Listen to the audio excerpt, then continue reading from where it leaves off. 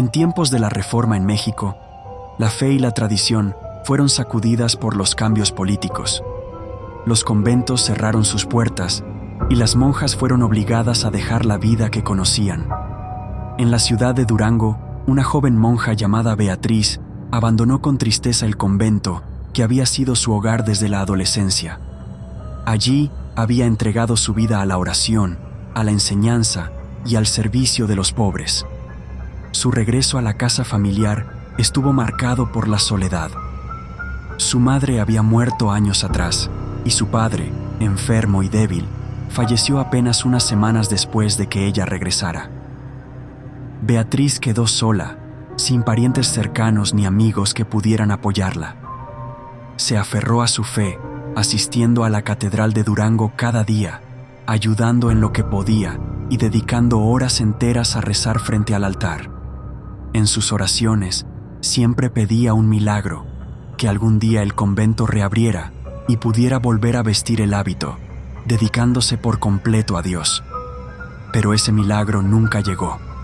La calma de su vida se rompió con la llegada de la guerra. Tropas francesas invadieron Durango, trayendo miedo y desconfianza a sus calles empedradas. Entre esos soldados se encontraba un joven llamado Fernando. Una noche, herido por un rival celoso en una pelea, huyó tambaleante por las calles oscuras buscando refugio. Golpeó la primera puerta que encontró. Era la de Beatriz. Ella, al verlo cubierto de sangre y jadeando de dolor, dudó por un instante.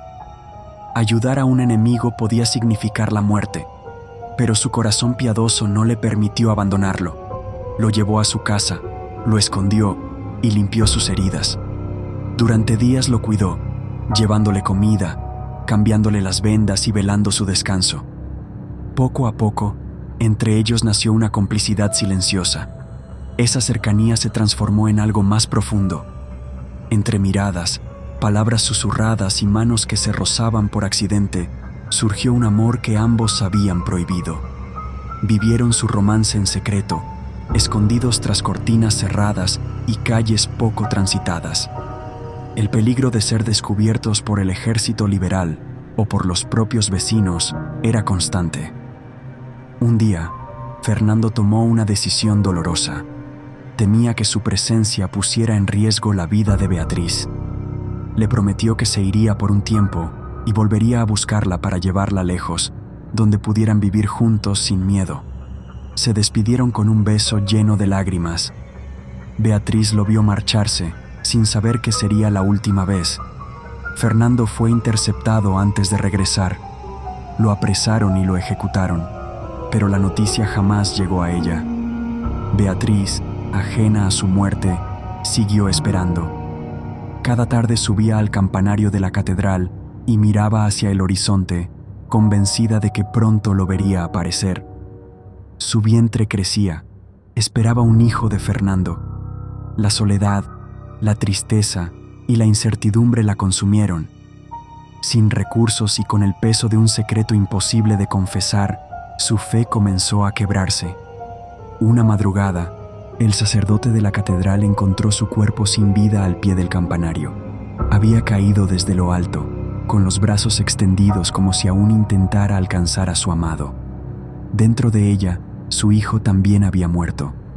Desde entonces, en noches de luna llena, los habitantes de Durango aseguran ver la figura de una monja vestida de blanco en la torre izquierda de la catedral.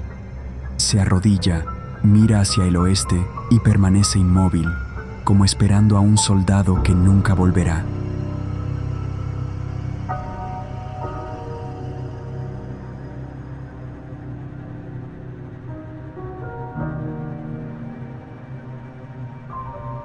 En la Sevilla del siglo XVII, la iglesia de Santa Inés era un lugar de recogimiento y devoción, acompañada de un convento donde vivían decenas de religiosas.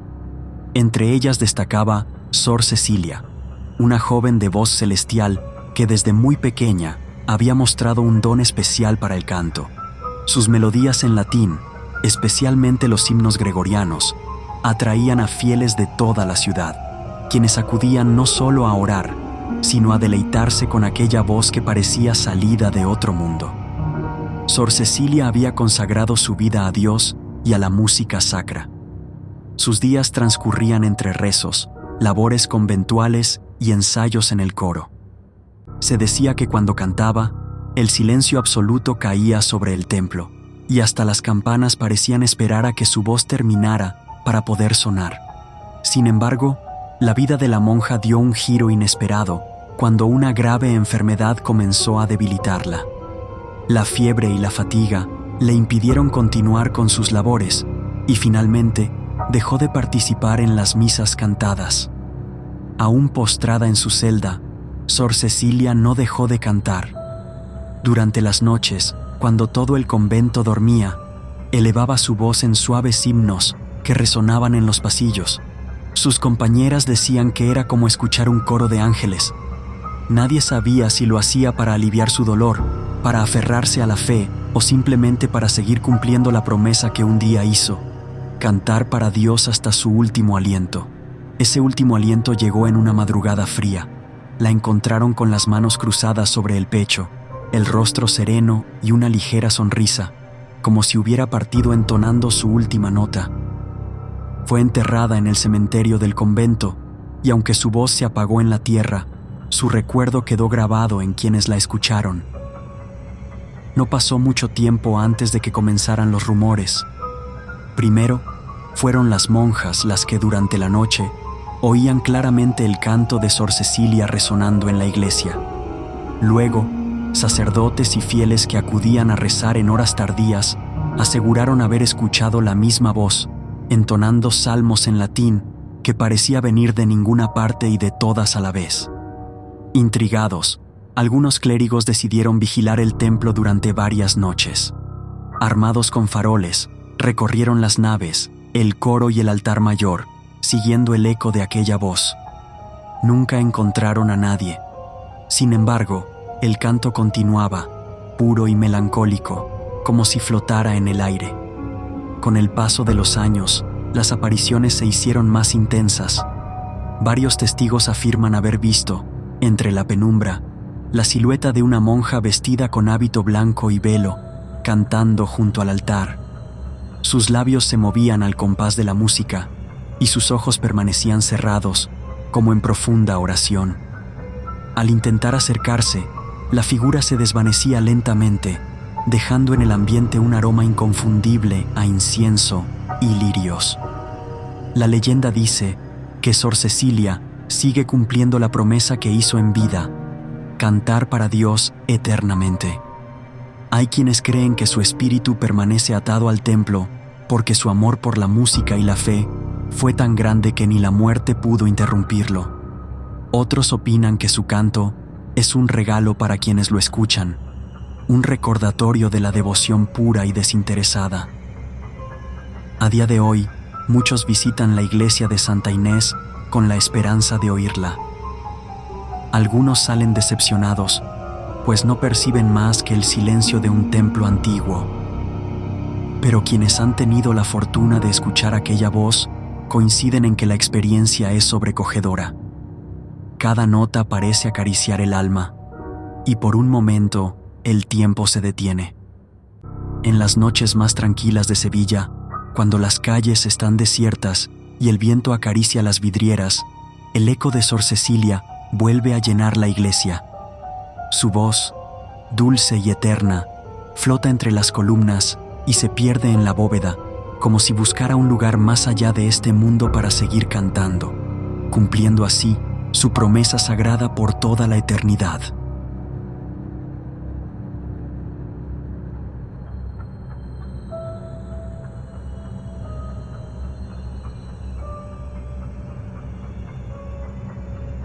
En el corazón de la antigua Guatemala, entre calles empedradas y muros de siglos, se alza el convento de las Capuchinas Descalzas, un edificio de arquitectura colonial que, a pesar del paso del tiempo y los terremotos, sigue imponente. Fundado en el siglo XVIII, este lugar fue hogar de mujeres dedicadas a la vida religiosa, pero también escenario de historias de penitencia, sacrificio y tragedia. Las monjas que habitaban este convento llevaban una vida de aislamiento extremo. Apenas tenían contacto con el mundo exterior y pasaban sus días en oración, silencio y trabajos manuales. El recinto estaba diseñado para mantenerlas apartadas, con celdas austeras y corredores fríos. Era un lugar de fe, pero también de encierro. Entre los muros del convento vivió una joven llamada Sor Clara.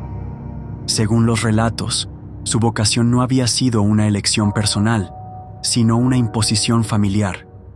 Sus padres, de buena posición social, la ingresaron al convento para proteger su honor y evitar que se casara con un hombre al que consideraban indigno. Sor Clara, resignada al destino que le impusieron, se esforzó por adaptarse a la vida religiosa. Sin embargo, el peso del encierro y la soledad comenzó a minar su espíritu. Pasaba largas horas mirando por las pequeñas ventanas, añorando una libertad que nunca conocería. Con el tiempo, la tristeza se convirtió en desesperación. Algunas monjas recordaban verla rezando con una intensidad casi dolorosa, mientras otras afirmaban escucharla llorar en silencio durante la noche. Nadie podía consolarla. Un día, la encontraron sin vida en su celda. Las versiones varían. Unos dicen que murió por una fiebre repentina, otros que dejó de comer y beber hasta que su cuerpo no resistió más.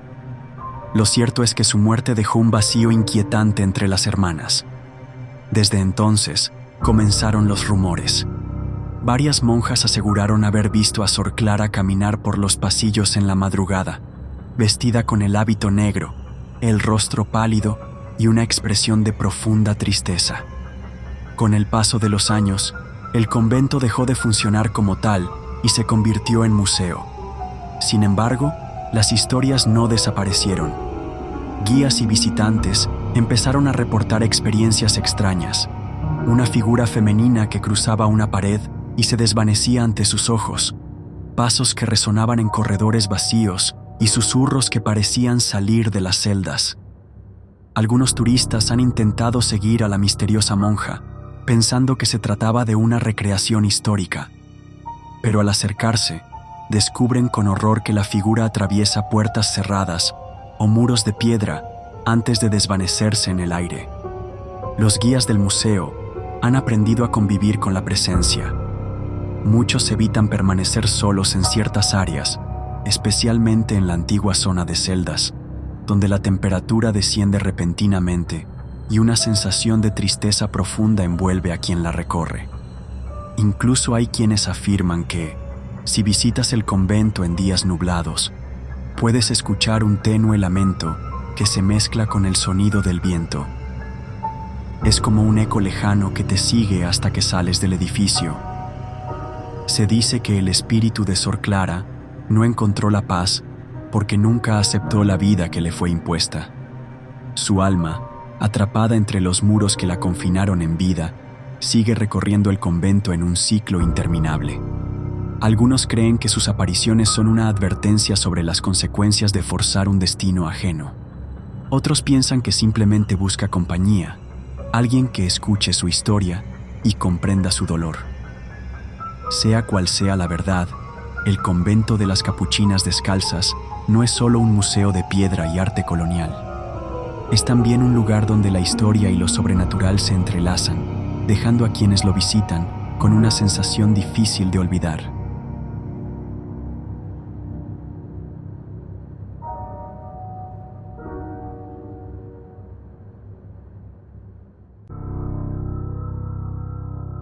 En el corazón del centro histórico de la Ciudad de México, entre viejas calles empedradas y edificios coloniales que parecen susurrar secretos del pasado, se alza el antiguo convento de Corpus Christi. Fundado en tiempos virreinales, fue un lugar de recogimiento para religiosas indígenas y mestizas, marcado por la estricta disciplina y el silencio monástico. Sin embargo, bajo su aparente calma, se esconde una de las leyendas más inquietantes de la ciudad, la aparición de una monja espectral que vaga por sus pasillos en las madrugadas, sosteniendo un rosario manchado de sangre. La historia se remonta a los últimos años del siglo XVIII, cuando en el convento vivía Sor Inés de la Cruz, una joven de gran belleza y fervor religioso. Sus días transcurrían entre rezos, labores y cantos litúrgicos, pero su corazón, pese a los votos, terminó por rendirse a un sentimiento prohibido. Se dice que un joven soldado, encargado de vigilar la zona, cruzó miradas con ella en más de una ocasión. Lo que comenzó como un simple intercambio de gestos discretos se transformó en un romance secreto, alimentado por encuentros furtivos entre muros y sombras. Las noches se convirtieron en su único refugio. Entre susurros y promesas de escapar, soñaban con una vida lejos de las rejas conventuales. Pero su ilusión se vio truncada cuando una de las hermanas, movida por el celo o la envidia, los descubrió y los delató ante la Madre Superiora. El castigo fue inmediato y cruel. El soldado fue enviado a un puesto militar lejano, del que nunca regresó. Sor Inés, por su parte, fue encerrada en una celda oscura y húmeda, donde la luz del sol apenas se filtraba. Privada de todo contacto humano, pasaba las horas rezando con un rosario que pronto se tiñó de rojo, ya fuera por sus lágrimas o por las heridas que, según se cuenta, ella misma se infligía en penitencia. Semanas después, su cuerpo sin vida fue hallado en la celda. La versión oficial dentro del convento hablaba de enfermedad, pero las hermanas sabían que la causa había sido la desesperación. Sin ceremonia y en secreto, fue enterrada en un rincón del claustro, lejos de las tumbas de las demás religiosas. Poco después de su muerte, comenzaron los testimonios extraños. Algunas monjas afirmaban escuchar pasos lentos por los pasillos a altas horas de la noche. Otras decían que, al mirar por la rendija de sus celdas, veían una figura vestida con hábito, inclinada en oración, sosteniendo un rosario cuyas cuentas brillaban con un tono carmesí. Con el paso de los años, incluso cuando el convento dejó de funcionar como tal, las apariciones continuaron. Guardias, trabajadores de mantenimiento y visitantes nocturnos han asegurado encontrarse con la silueta espectral de Sor Inés. Sus ojos parecen vacíos, su caminar es pausado y sus labios murmuran oraciones en un tono que hiela la sangre. En ocasiones, quienes han intentado seguirla relatan que ella se detiene, gira lentamente y les muestra el rosario ensangrentado. Instantes después, se desvanece dejando tras de sí un frío intenso y un aroma a incienso. Algunos creen que su alma sigue buscando a su amado, vagando por los mismos pasillos donde alguna vez soñó con la libertad. Otros piensan que está condenada a repetir eternamente su castigo, atrapada por la culpa y el dolor. Lo cierto es que la leyenda ha sobrevivido al paso de los siglos, convirtiéndose en parte de las historias más oscuras del centro histórico. En las madrugadas más silenciosas, quienes caminan cerca del antiguo convento aseguran ver su silueta tras las ventanas clausuradas, escuchar el golpeteo de las cuentas del rosario y un rezo que parece venir de otra época. Dicen que, si alguna vez la monja de Corpus Christi te mira directamente a los ojos, su oración te seguirá hasta tus sueños, y al amanecer encontrarás bajo tu almohada una sola cuenta roja de su rosario como advertencia, o tal vez como una súplica,